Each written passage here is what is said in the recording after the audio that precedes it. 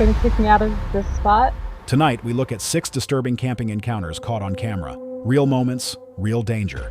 Don't forget to subscribe for more terrifying footage like this. Let's begin. Cassandra is a TikToker known for posting casual glimpses of her daily life, never anything strange or unsettling. But one night, she captured something that stood out from all her usual content. At around 3 in the morning, she was asleep in her cabin when unusual noises outside woke her up. Curious but uneasy, she looked out the window and noticed what seemed to be a tall, shadowy figure moving just beyond her fence. Unsure of what she was seeing, she grabbed her phone to record.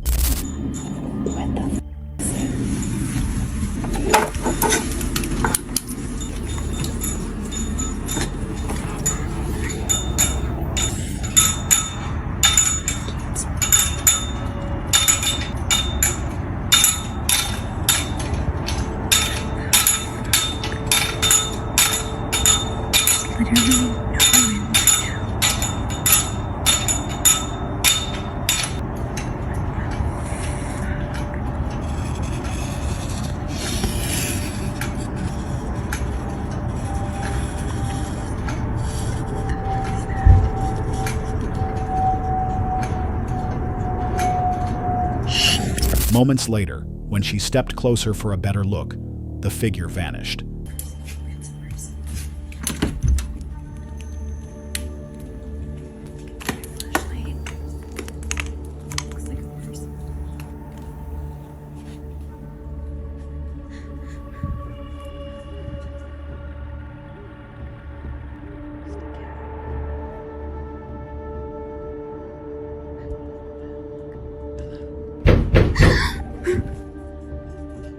In its place was a cat standing where the shape had been.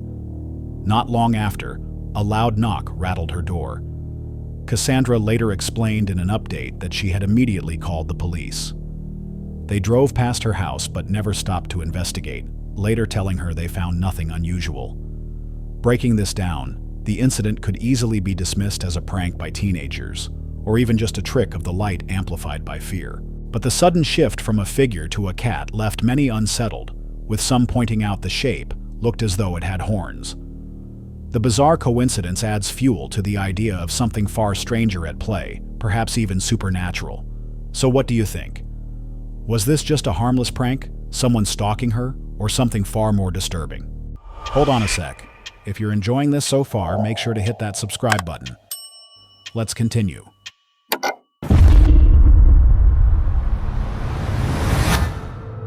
Quest Out West is the YouTube channel run by Natasha, a woman from Montreal who radically changed her life to pursue freedom on the road. After escaping a toxic situation, she sold most of what she owned, bought a Dodge Sprinter van, and set out with her 3 cats. Her dream was simple: wake up surrounded by the mountains of Canada's west coast. Within just 4 months, she had already crossed the country 3 separate times, sharing every obstacle and raw moment along the way. Her channel doesn't glamorize van life the way many do.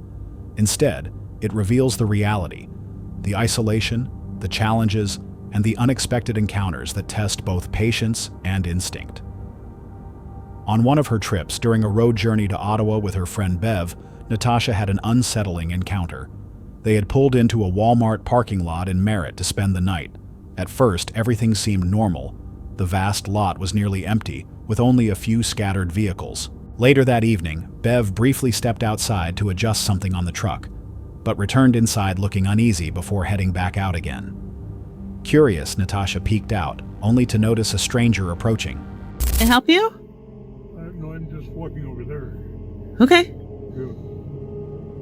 I've been living out in parking lots for many years now. Okay. And I've gotten in the well, it's not really necessary to explain. I'm sorry?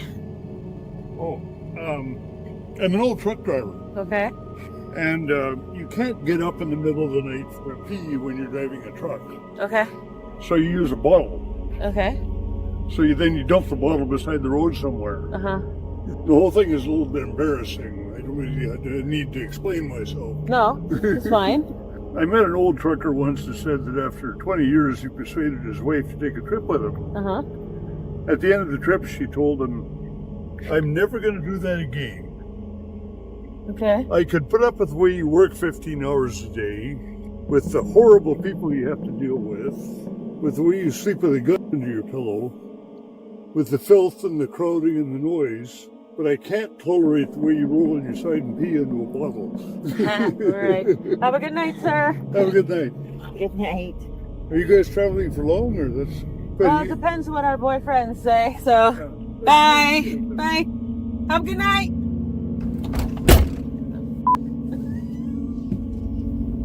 The man came across as oddly cheerful, but his behavior was strange. He carried a full bottle he never discarded, rambled through awkward stories that didn't quite add up, and asked questions that went beyond casual small talk. Though he smiled and spoke as if he were friendly, there was something about the way he lingered, circling his words, that made Natasha's instincts flare. Trusting her intuition, she chose caution. She ended the interaction politely, offered vague answers, and even mentioned non-existent boyfriends nearby to create a layer of safety. From the outside, it might have looked like nothing more than an eccentric conversation with a stranger, but for someone living life on the road, where the line between harmless and threatening is razor thin, the encounter was a clear reminder. Danger often hides in plain sight. Looking back, it's hard to say whether the man was simply eccentric or had darker intentions. Many travelers argue that intuition exists for a reason, and ignoring it can sometimes mean the difference between safety and tragedy. What do you think? Was this just an awkward but harmless stranger, or could it have been something much more dangerous?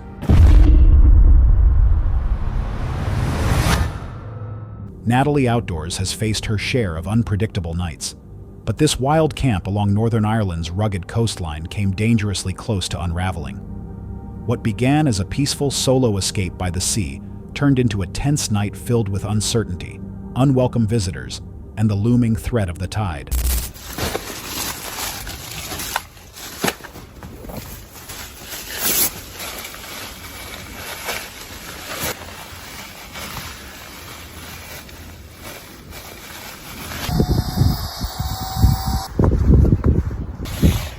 So I'm sitting here making my dinner and I heard voices and I peeked out and I could see people from away up there. So I was like, I shoved my hat on. I had all my hair tucked down in my jacket to try and make me look like a fella, because I've never camped here before. I was nervous about who was coming along, because you have to go right round the side and away down here.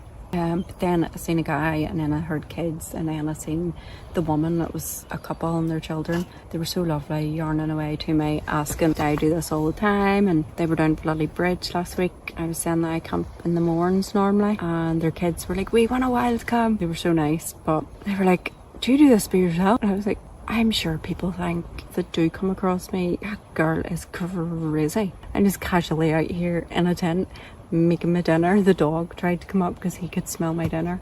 Oh, so funny. I could sleep now. That was so good. Spicy. My mouth is burnt clean off me. But yeah, so good. The spot she chose was beautiful but exposed, perched on the cliffs with sweeping views of the ocean.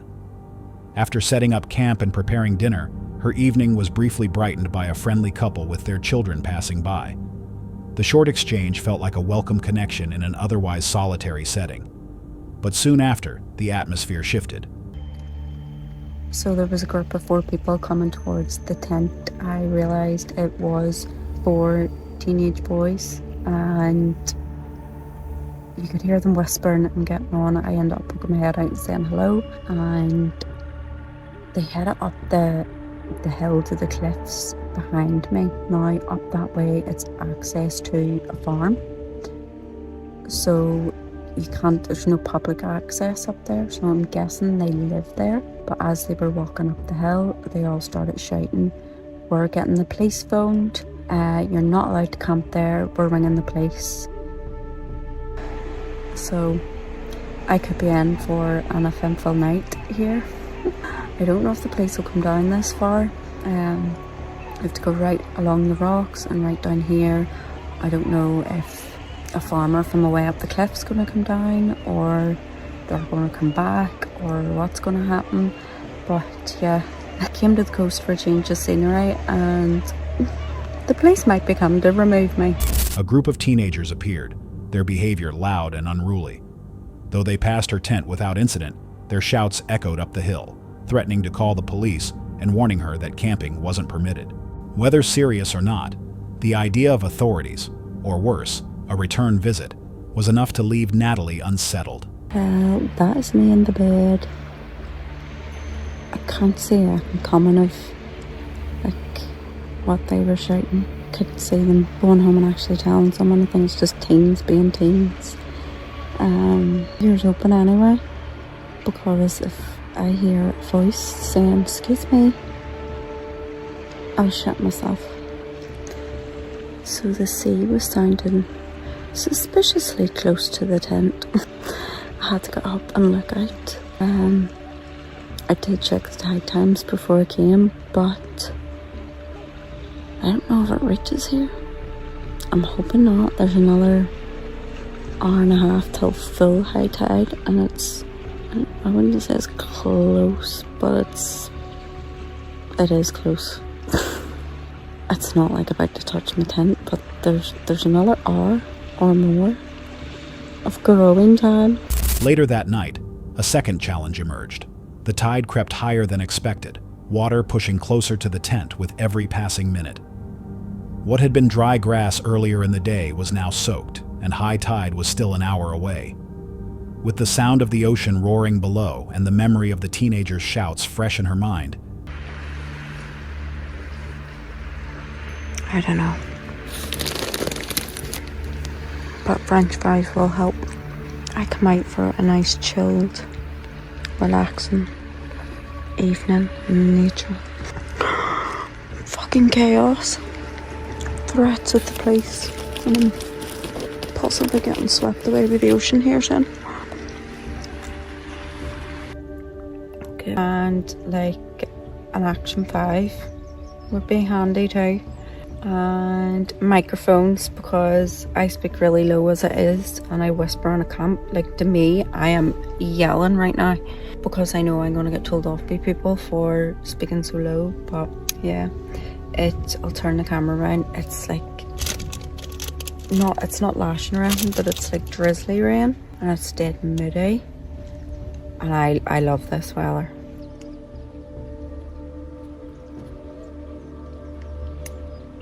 Also, update, police didn't come and I didn't get washed away to sea, but wait till you see how close the water was to my tent. Right, so you can see that is where the sea came to last night. It was like right up to those rocks there. So it was pretty close, but still pretty. Natalie tucked herself inside her tent, uncertain whether the greater threat would come from above or from the sea itself. Morning eventually came. The tide had reached dangerously close to her tent, but stopped short of sweeping it away. The teens never returned, and no police arrived.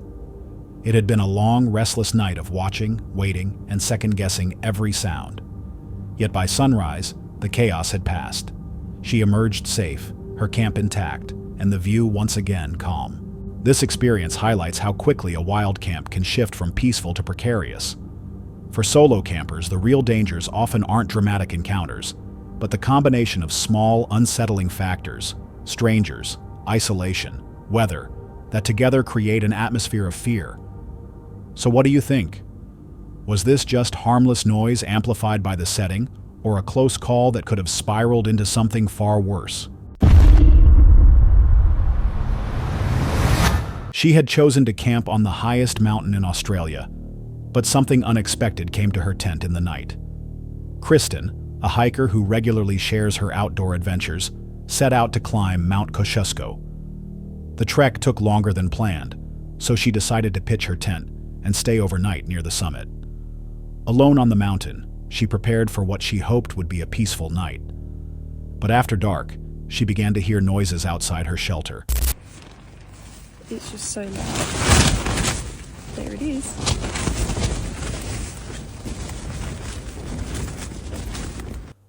At first, she tried to brush it off, telling herself it was just the wind. Soon, though, the sounds grew more distinct, heavy footsteps moving around her camp.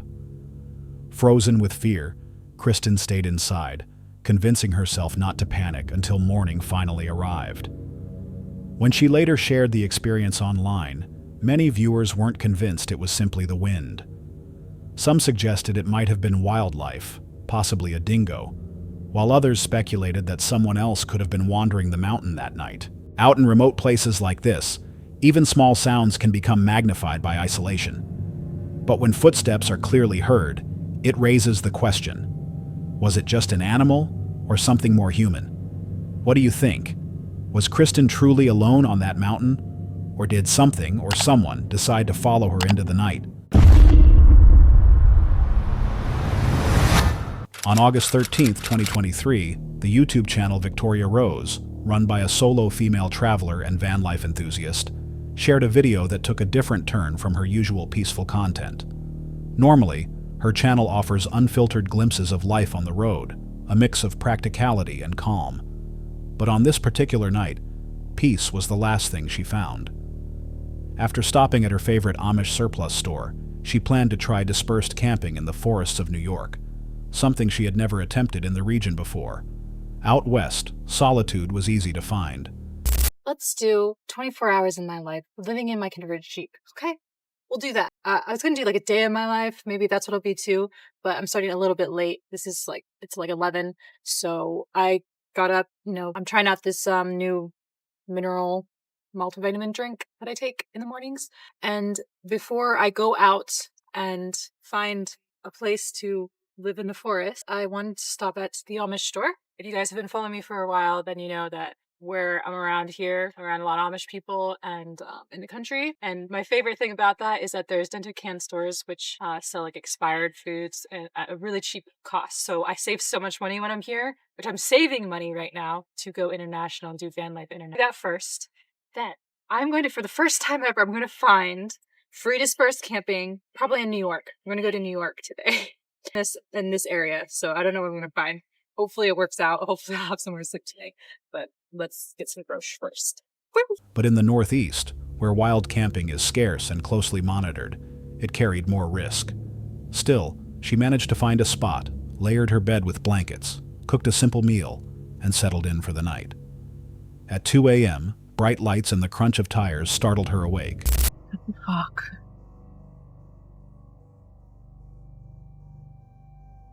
You guys gonna kick me out of this spot? Are you guys gonna move your truck so I can at least leave? Are you gonna move your truck so I can leave? Huh? Well, it's kind of weird that I was Well, I am. Well, now I have to leave because there's no way I can sleep like this. Can you at least ask, or say excuse me or something? I was camped here. Right, but can you say yeah, but it's just common courtesy to say sorry. I didn't realize. Is it okay if we camp here? But it's this is the spot that I got. It's just strange. It's rude.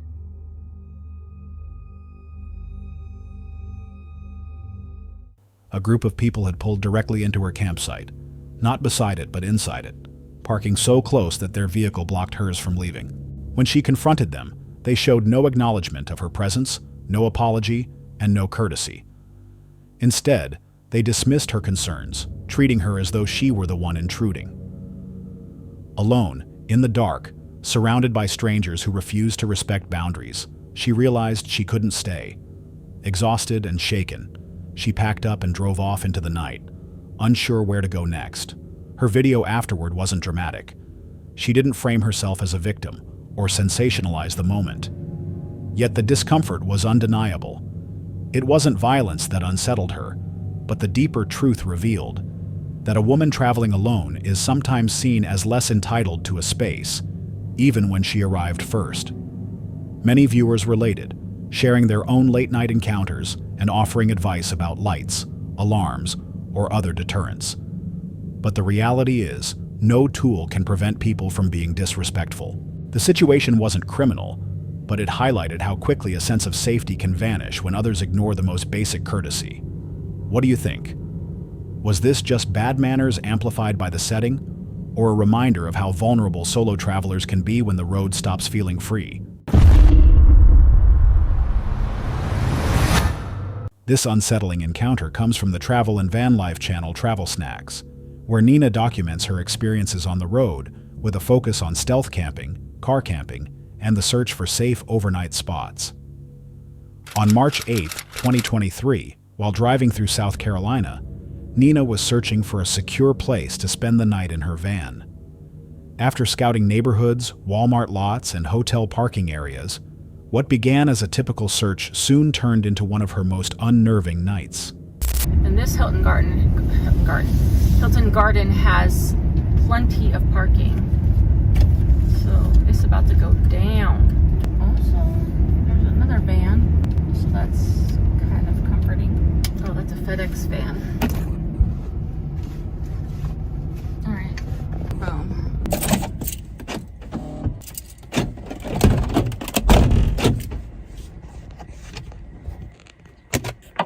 Wait till these people pull past me. Lots of people pulling in right now. It's kind of weird. And go in the back. Turn this light on. Make sure that the curtain's all the way over. Window coverings are all up, so people cannot see inside. Oh my gosh. But I want to look out the window real quick. Light. Ooh, a bus just pulled in. And there's a car. Me. And over on this side is that FedEx truck and this little pickup truck that looks kind of abandoned-ish, and then those cars back there just pulled in, and then there's a bunch of cars parked over closer to the hotel. But so far there's still like a bunch of spaces available, but there's a lot of cars that are just parked with their lights on, so that's a little sketchy. I don't know. If I walk to the front, pull down my curtain. Anybody's parked in front of me. Just this little pickup truck that I saw. And then okay, so even though I'm really tired. Using Google Maps to survey the area, she eventually chose a hotel lot that seemed promising. She prepared her van, closed the curtains, and got ready to rest. But the calm didn't last. Only minutes after shutting off her camera,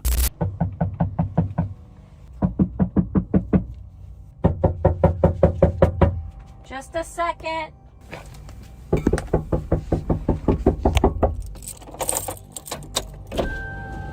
Hi. Hey, you have a room? I just pulled over just to go to the bathroom back here. I'm leaving. Okay. All right, so it happened. That's the first time in hundreds, and I mean hundreds, of hotel parking lots that I ever got the knock. And I hadn't even fallen asleep. I had just, like I said, just sat there and listened for a few minutes.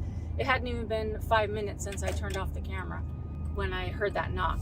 Now, normally, if it was in the middle of the night, I would probably not have answered because of safety and because they wouldn't have known that I was in there. But since they saw me pull up and park, then they were like, bro, no.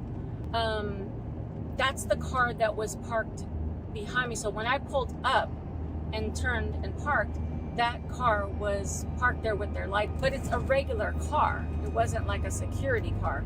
So it looked like two dudes, which I couldn't really see, but it looked like two dudes in that car, in that regular car. So I thought it was just like people staying at the hotel. But that's interesting that they have security officers in their uniform, but in regular cars. Quick editing note, the reason I immediately told him I was leaving is because when I rolled down the window, I saw that he was in a security uniform, and I didn't want to go back and forth in terms of asking if I could stay, because obviously if he's coming up to my van, it's not allowed that people could just park there overnight that's not staying in the hotel. That's a fat bummer, but again, I actually didn't check that hotel ahead of time to see if they offer free parking or what the situation is. a loud knock jolted her, sharp and deliberate, like someone pounding on a front door in the middle of the night. Peering out, she noticed two figures sitting in a nearby car. One appeared to be wearing a security uniform. Not wanting confrontation, Nina signaled that she was leaving, started the van, and drove off into the night. The encounter was brief, but it left her shaken. Eventually, she found a quieter spot to rest until morning, but the unease followed her. For those who live on the road, moments like this highlight how quickly safety can vanish. Even when you plan ahead and choose seemingly safe locations, all it takes is one knock from the wrong person to turn the night into something frightening. So what do you think? Was this just routine security enforcement, or something that could have turned far more dangerous if she hadn't trusted her instincts and left? That's all for tonight's video. Which encounter gave you chills? Let us know in the comments below. Got your own experience? We want to hear it. And whatever you do, don't miss what's coming next.